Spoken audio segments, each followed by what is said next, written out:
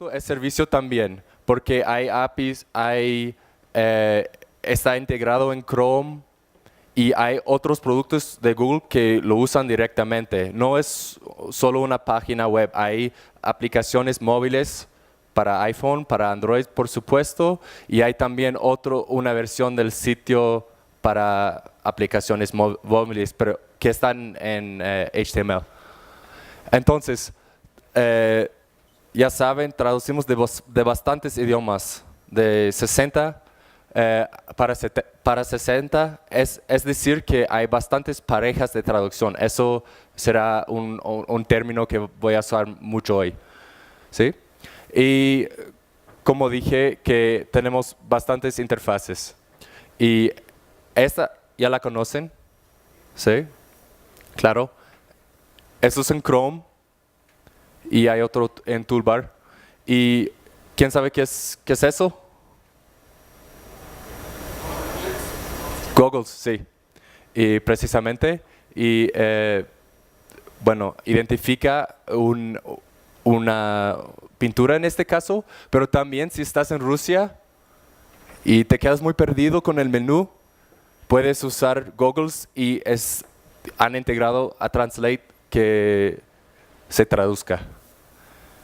Entonces, y también tenemos otros, no solo desarrollamos o no solo queremos ofrecerles la traducción, sino los servicios relevantes a eso. Por ejemplo, text-to-speech. Por ejemplo, si yo veo algo, si yo veo algo en inglés y dice, por ejemplo, thought, pensamiento, ¿quién va a saber cómo pronunciar eso? Pues ustedes ya saben, pero si estás aprendiendo algo así, entonces transliteración, si ves algo en chino, yo no leo chino, pero si dice ni hao abajo, para abajo, en las letras a que nosotros estamos acostumbrados, entonces puedo sacar algo de eso. Y ahora ya tenemos ejemplos, al menos para los idiomas más grandes como inglés, español. Tenemos ejemplos de libros, de noticias, de cómo usar una palabra, y tenemos muchos sinónimos también, porque hay muchos sentidos. Por ejemplo, en inglés la palabra get o sacar en español tiene como 1000 sentidos. Relevante a eso, en nuestra aplicación tenemos también el modo conversación en nuestra aplicación Android. Puedes platicar con una persona que no necesariamente habla tu lengua y se traduce en real time, se dice, y nomás hablas, se traduce y aún lo pronuncia para esa persona. Si estás perdido en Japón, algo así, y buscas la estación y buscas y preguntas y luego te responde, pues yo no sé dónde esté, pero entonces, el resto, vamos a hablar de lo teórico, cómo se desarrolla tal sistema, y aunque muchos de ustedes lo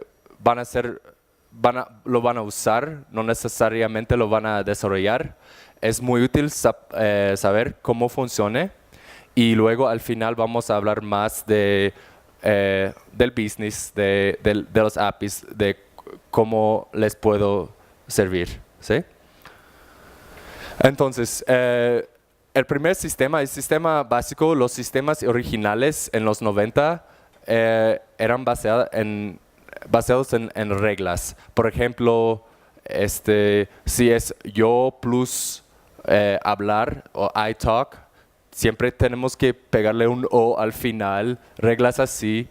Y I used to do this siempre con hablaba, cosas así, muchas reglas. Y todos nosotros sabemos esas reglas bien. Y no más, y siempre hay problemas, pero luego escribes otra regla y eso se llama Rules-Based Translation. Entonces, ¿cómo se traduce esta frase al español? Así, nomás, por bastantes reglas de do, no es nada en español. Y you puede ser o tú o usted o sé, según la situación. Y tendremos reglas para eso también. Y luego, hay otra regla. Y bueno, este question mark se tiene que añadir. Entonces, me equivoqué. ¿Cómo se dice? Sí. Bueno, entonces al revés, ahorita, ¿cómo es how? Se es himself, herself, itself, ¿verdad? Sí, y luego traducir es transduce, como todos aprendimos en los cursos de informática. Y frases, phrase, ¿verdad? ¿No están de acuerdo? Bueno, y el español es the Spaniard, ¿verdad? Entonces, how himself transduced this phrase to the Englishman. Y ese sí está confundido. Ay. Pues, pero, ¿qué me dirían si les digo que habla mejor español que todos en el equipo de Translate, aparte de mí, y yo recién llegué, que lo habla mejor, que ellos desarrollaron el sistema de hoy con menos conocimientos que él. Es verdad, y así es, y menos sabemos burmés, criollo, haitiano, swahili, ¿saben? Es que, de hecho, los en mi equipo usan el sistema que desarrollaron para aprender el español. La mitad es alemana y hay muchos problemas en el sistema alemán y les digo, ¿por qué no arreglan esto? Pues porque yo no lo uso, yo sé alemán, inglés, no me sirve. ¿Qué usas entonces? Español, pues por las canciones, conocer a una muchacha, lo que sea. Pero primero lo desarrollaron. Entonces, tendríamos que saber ni solo burmés y haitiano, yiddish, todo eso, swahili, pero además las reglas para convertir desde esos 60 y más idiomas hasta los otros entonces necesitaríamos reglas para más que 3.600 parejas. Y no hay nadie en el mundo que habla swahili y digamos tailandés. O muy pocas personas, no los hemos encontrado. Y si seguimos así, añadiendo, tal vez venga quechua, nahuatl, algo así, aún menos, ¿sí? Entonces, eso no se escala, no escala, decimos, ¿sí? Entonces, no les digas a nadie que puse eso, ¿ok? Nuestro sistema, en cambio, es un sistema de la traducción automática estadística. Es muy tonto, nomás funciona por estadística y por tener un montón de datos. Se llama Statistical Machine Translation, SMT. Entonces, les voy a enseñar en unos pasos y por supuesto no será toda la historia, pero en unos pasos, los pasos más importantes para desarrollar un sistema básico estadístico. Entonces, ¿quién sabe qué es esto?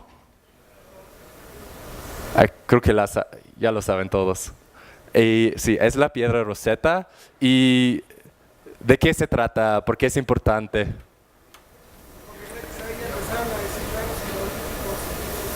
¿Mande?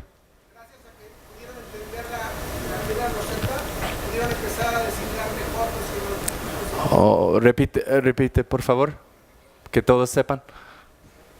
Que gracias a que pudieron identificar ciertas cosas en la piedra Rosetta, eso dio pie a poder entender mejor los jeroglíficos egipcios, creo. Sí, que todavía antes no tenía ni idea, ¿sí? La clave fue que la mitad está en griego y la mitad está en egipcio. Hicieron un paralelo y encontraron la traducción de Sí, las preciso. palabras en egipcio. Preciso. Entonces, esto será clave, un concepto muy clave, porque lo que vamos a hacer es agarrarnos, crearnos primero unos cuerpos paralelos, parallel corpora se llama, y pues fue así, pero pensamos más así, que hay acá inglés, acá español, siempre, y luego podemos, ¿cómo se dice?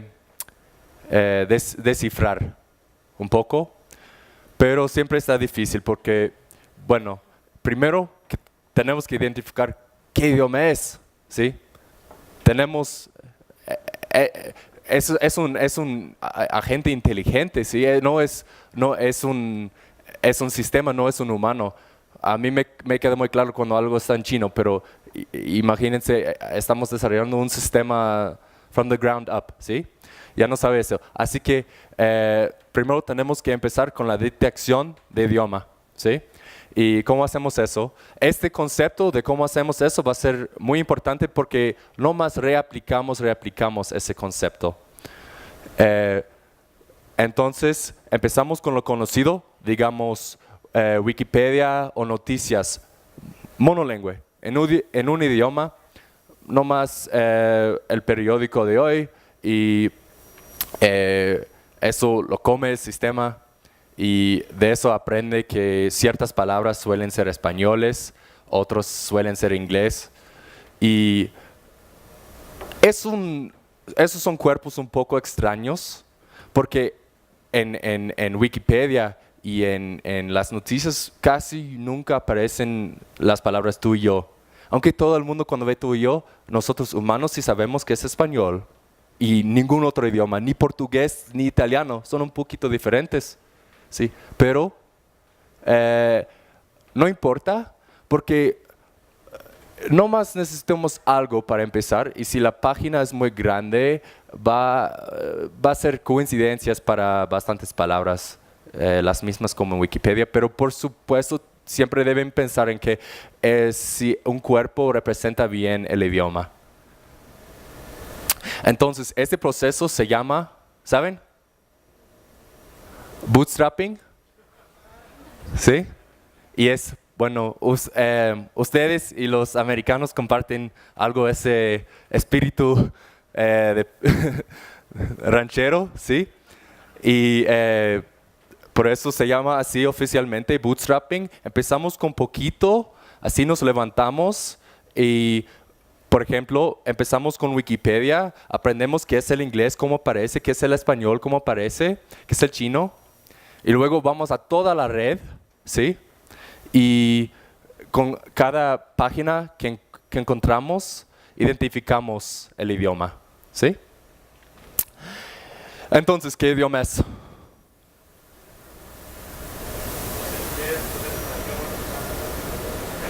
Es bastante idiomas, la verdad. Tiene varios significados en bastantes idiomas. ¿Es chino? No es chino.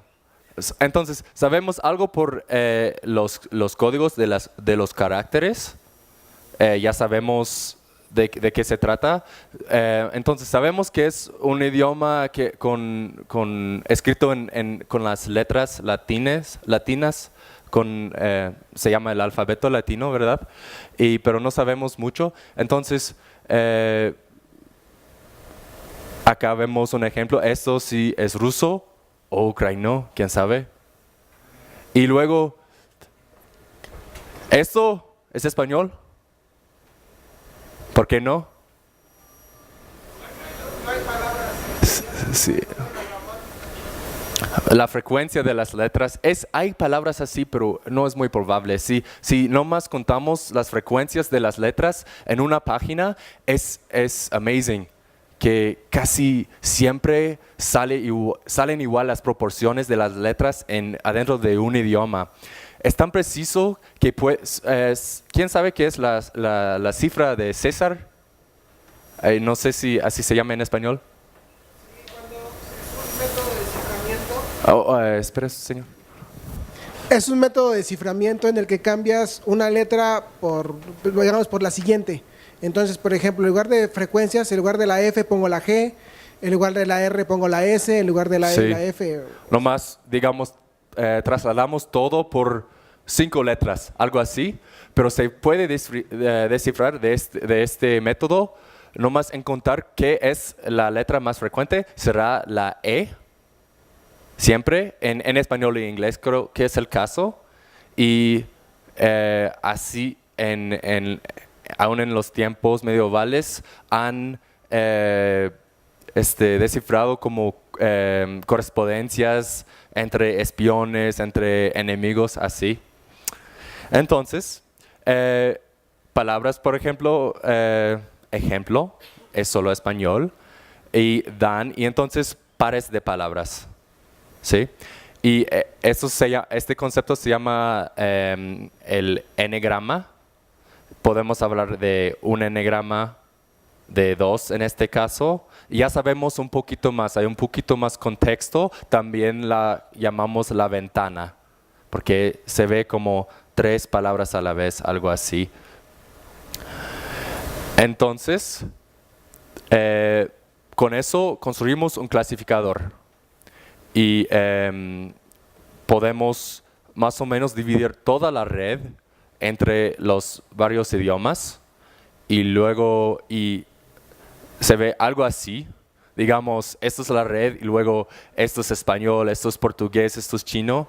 Y a veces será muy difícil, ¿verdad? Porque español gallego, a veces el sistema sí se equivoca.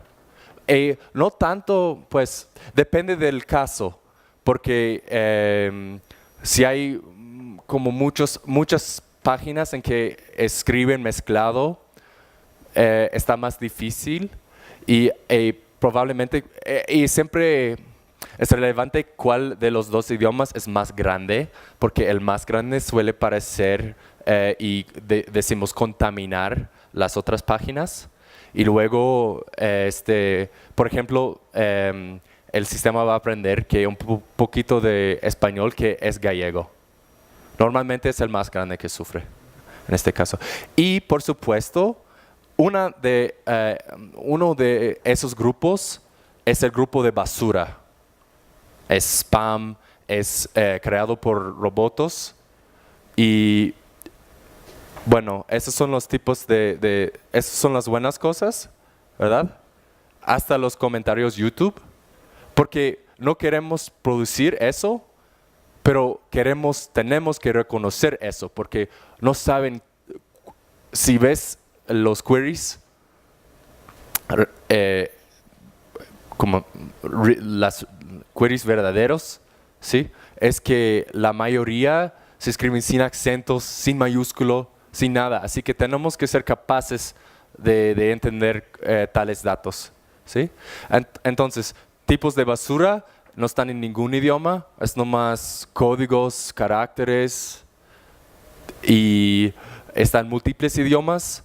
Normalmente, como hay tantos datos en la red, nomás echamos las páginas así.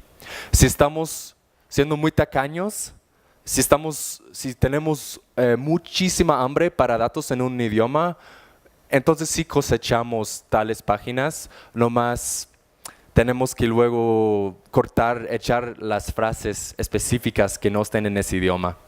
Y pues eso es un arte en sí. Sí. Momentito, por favor.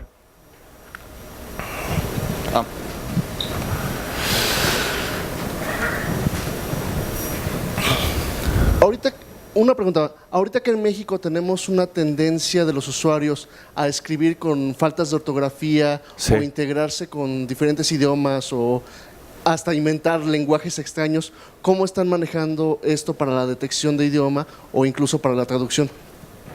Bueno, es que la verdad el español es tan fuerte en el mundo que lo consideramos relativamente limpio y creo que el problema es más que tenemos tantos datos en español que cuando vemos una página que no está bien escrito, que nomás la echamos, no la usamos y por eso no somos capaces de entender español informal, pero no le está haciendo daño al sistema. Eso es el caso. Pero yo ahorita sí estoy investigando una forma de ser más tolerante de cualquier error de escritura para el español en específico, y creo que no será muy difícil, que sí podemos mejorar mucho, porque ahorita está un poco grave cómo funciona. Eso es siempre la regla. Si está muy grave, se puede hacer más fácilmente. Es la respuesta que más o menos. Bueno, podemos platicar más tarde. Entonces, hay mucho que es generado por bot, spam, lo que sea. SEO, quieren salir más al tope en Google. Luego, lo peor es una página que fuera traducida automáticamente, tal vez por nuestro mismo sistema. Y lo peor de eso es como lo digo cortésamente, es como comer la propia, ¿saben? Porque se llama autoconfirmación, ¿sí? Nosotros tenemos un error en el sistema, luego producimos las traducciones así, la gente traduce con nuestro sistema y luego vamos aprendiendo de la red y decimos, oh, sí, así se dice, sí, car en inglés es perro en español o algo así, y no más es un ciclo diabólico. Y eso es lo peor. Y de hecho, tenemos mucho miedo por eso, y ahí tenemos watermarking. ¿Quién sabe qué es watermarking? ¿Puede explicar? ¿Le das el micrófono a este señor? Levante la mano, por favor. En el ejemplo de una imagen es insertar una imagen superpuesta y que puedes identificar después para saber que tú lo produjiste. Sí. Y en el ejemplo de un diccionario, digamos. En el ejemplo de un diccionario, no sé si agregar palabras que sepas o patrones específicos en el texto para identificarlos después, ¿no? Aún le meten errores de propósito a los diccionarios para identificar quienes copien, plagien su diccionario. Sí. Un momentito. Con permiso. Hace mucho ejercicio. Justo ahora que mencionas lo de los errores de car, perro, en Google Translate tú puedes poner una palabra que crees que es la traducción más correcta. ¿Cómo validan que realmente sea la traducción correcta? Porque podría poner que car es perro.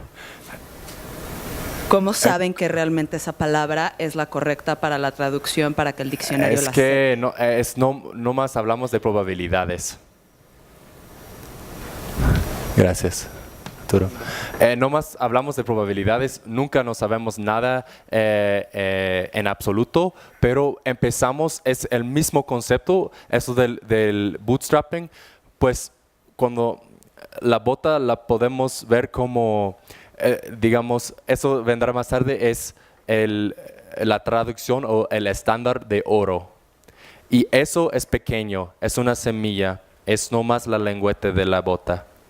Pero entonces para un vocabulario muy limitado sí sabemos, y más tarde vamos a hablar de la evaluación, porque también si hay diversas traducciones correctas es bastante difícil evaluar, pero la verdad no sabemos y por eso hay errores, pero no hay, es todo tan grande que no hay nadie en el mundo que sepa. Entonces, si queremos nomás datos muy limpios, nos quedamos con un sistema que casi no se equivoca, pero que a la vez no sabe, digamos, si le damos una palabrita rara, una expresión rara, que no la ha visto y que entonces no sirve y tal vez son las palabras más interesantes que no sabe. Luego, si somos muy indulgentes y comemos mucha basura, mucho spam, mucho que está escrito mal, o somos muy, ¿cómo se dice? Greedy. ¿Ambiciosos? Es que, perdón, soy extranjero, no escucho bien, pero... Codicioso. Codicioso. ¿Lo dije correctamente? Ok, pues si somos muy codiciosos, comemos muchos datos que son como, tal vez contengan un poco de portugués, tal vez bastante inglés, cosas así, y así salimos con bastantes errores también. Entonces, nunca será perfecto, como dije, muy relevante su pregunta. Y tenemos muchísima hambre y es para muchos datos, ¿sí? ¿Qué quiere decir mucho en este caso? Podemos adivinar cuántos datos queremos para el sistema inglés-español. No más orden de magnitud. Millones, aún más que millones. Creo que para empezar, sí, pero esto no sé de qué año es y ni sé si se trata aquí de palabras o de bitos o de a veces de caracteres, pero que vemos que hablamos de millardas y que eso como es un poco antiguado, que hoy en día será aún más, porque siempre va creciendo y va creciendo. Y eso es, lo padre de esta estrategia es que más crece la red, más se mejora nuestro sistema, ¿verdad? Pero si estamos creando reglas para cada idioma, para cada pareja, no es así. Pero eso sí casi se mejora de sí mismo. Y acá vemos ¿cómo se dice? Una mensura, un metric. ¿Una métrica? Una medida. Gracias. La más famosa, de hecho, creo que es del gobierno yanqui, porque querían todos los resultados de las investigaciones para sus aventuras en Rusia, en el Medio Oriente. Querían unos sistemas muy buenos y por eso nos dan los fondos, ¿sí? Entonces, eso es más o menos el estándar.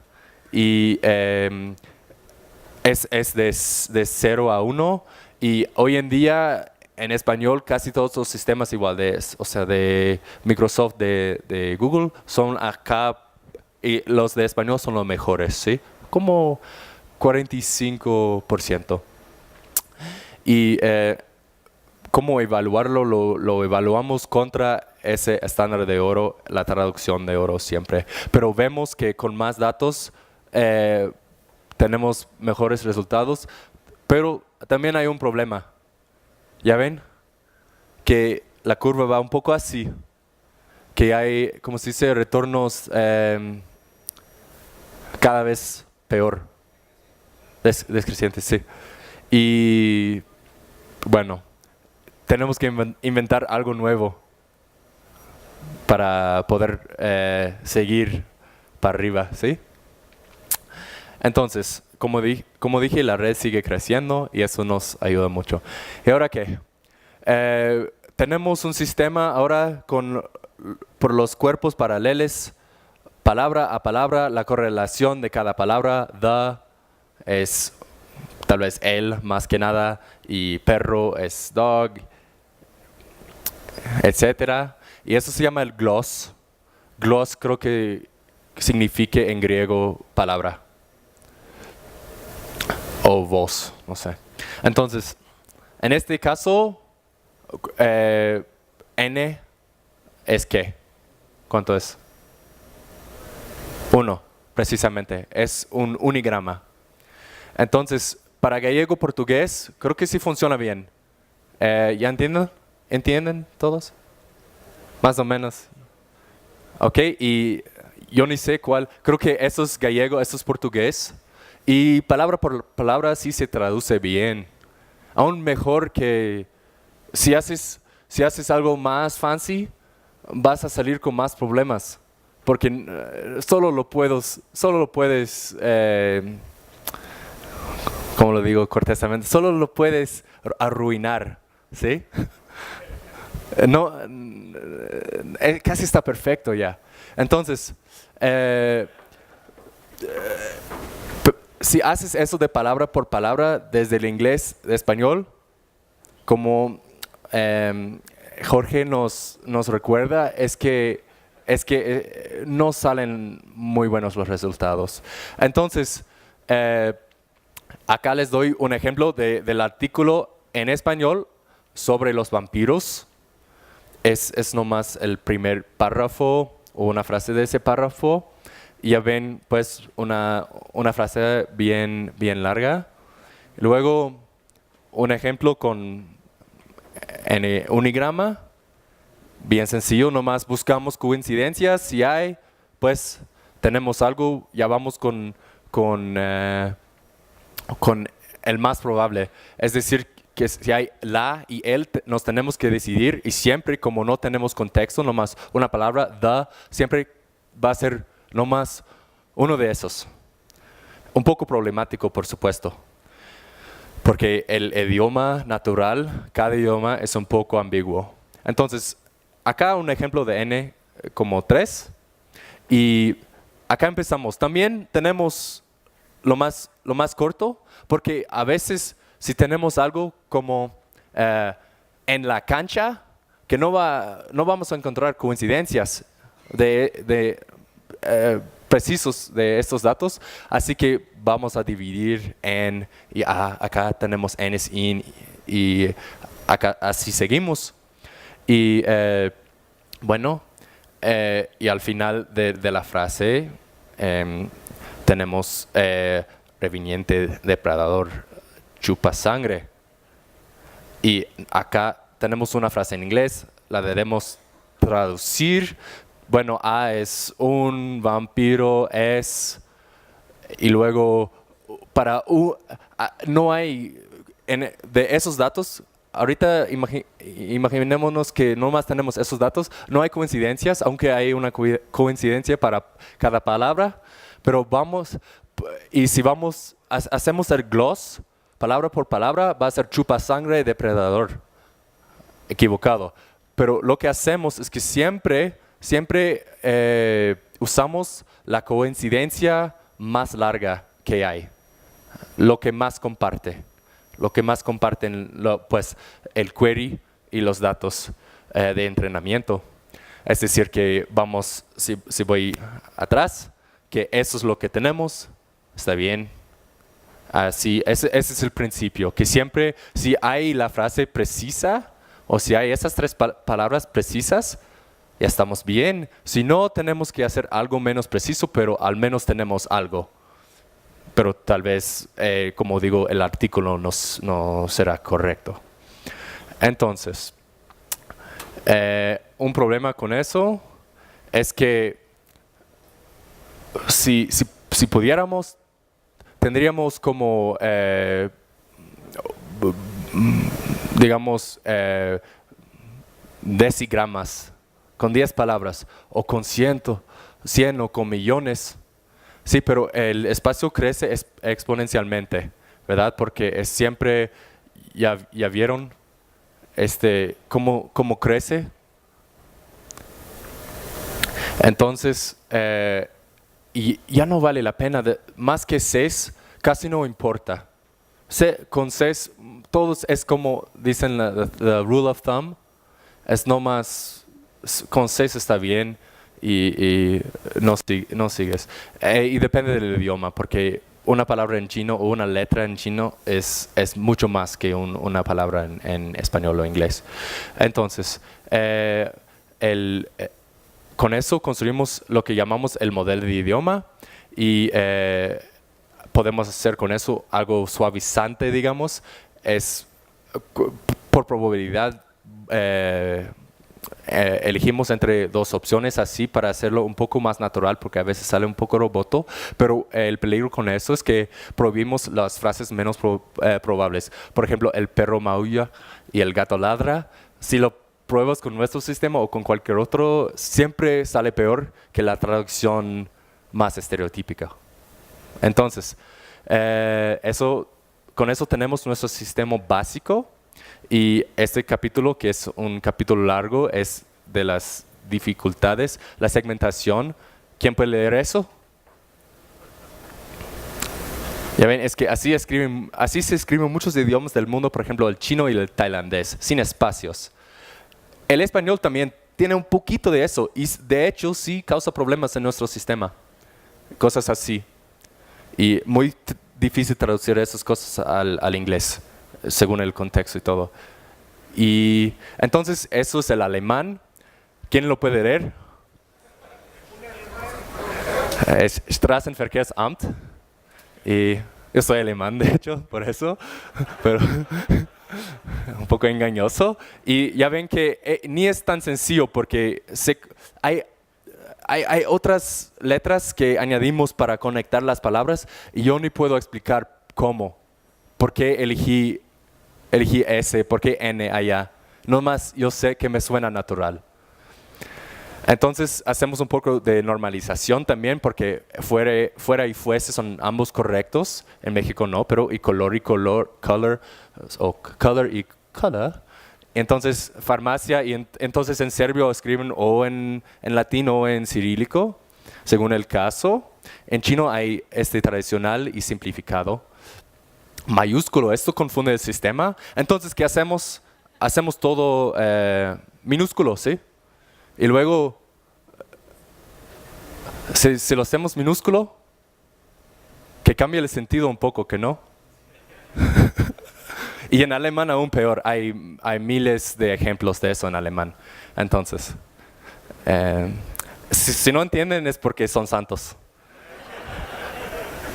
Entonces, morfología también nos confunde bastante. Hay tantas variedades de las palabras. Y luego tenemos también datos así como texans. Luego, si por la morfología, por las diversas formas, están divididas las probabilidades, vamos con la traducción de mayor probabilidad, será la falsa en este caso, pero si entendemos un poco de la morfología, podemos juntar todas esas probabilidades, así sabemos que tejano o as es más probable y podemos echar texans. Aglutinación. ¿Qué idioma es? Es de aquí. Es náhuatl. Y es un idioma aglutinativo. Y eso quiere decir toda una frase, yo les quiero dar comida. ¿Sí? Y eso no solo se aplica al náhuatl, también el turco y muchos idiomas en esa familia. Es bastante común. Aún si decimos salieron, en inglés es did you go out? ¿Sí? Así que ya vemos un poco cómo funciona eso, que para un nativo sea muy natural. Entonces tenemos acuerdo gramático, ya ven, que palabra por palabra está correcto, pero no está correcto. Podemos hacer un markup así. Y luego tenemos el mismo acuerdo gramático tras la distancia. Esto, de hecho, no se ha resolvido muy bien hasta ahora. Es un tema de investigación todavía, porque nuestra ventana es de 6 palabras nomás. No podemos hacer acuerdo tras tal distancia. Entonces ya ven ahorita las ventanitas, ¿sí? Y luego el caso gramático. En español hay poco de eso, en inglés tampoco, pero digamos en serbio es televisión, es televizia. Luego yo miro la televisión, gledam televiziju, no televizija. Y así en español también, I love you, no es yo amo tú, ¿verdad? Que se cambia un poquito. Y por eso añadimos el caso o indirecto, directo, pero según el idioma target, el idioma meta. En este caso, lo que más importa es hacerlo como el español, si vamos al español. Entonces depende de la situación de la pareja. Las reglas para esto sí son, es como describí al principio, es un sistema de reglas, pero reglas más generales, necesitamos menos y todavía es un sistema híbrido entre reglas y datos. Y eso creo que sí será el futuro un poco. Luego el orden de palabras, muy diferente en todos los idiomas. Verbos divididos en inglés y alemán está bárbaro esto. Y luego expresiones, bien difícil porque they pull his leg, I am 300 years old, what's your name, and watch out. ¿Sí?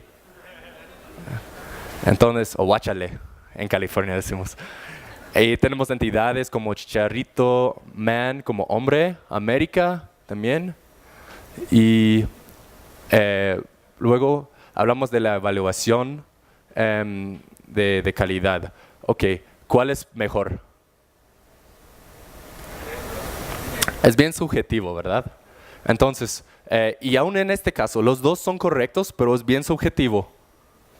Y eso también es un ámbito muy grande, puedes hacer tu carrera solo en eso de la evaluación. Entonces, pero normalmente se trata de la distancia de edición, es decir, por cuánto se distinguen, por cuántas letras, y el orden. Y le damos como precios para cada movimiento, así sacamos una medida, perdón. Y bueno, ahorita platiquemos muy rápido del business. Por supuesto, podemos hablar más de eso. Conmigo yo voy a estar acá todo el día. Pero si quieres tu sitio traducido en más de 60 idiomas, use nuestro traductor de sitios, Website Translator. De hecho, la ciudad, el Distrito Federal, no sé, esto todo me confunde, pero que lo han integrado y funciona muy bien para todos los turistas, los invitados a su ciudad. Y así ven el sitio traducido en japonés. Y tiene la misma tecnología que Chrome, es el mismo JavaScript, precisamente lo mismo. Yo lo desarrollo, de hecho. Y así que vas a tener... yo lo mantengo, mejor dicho.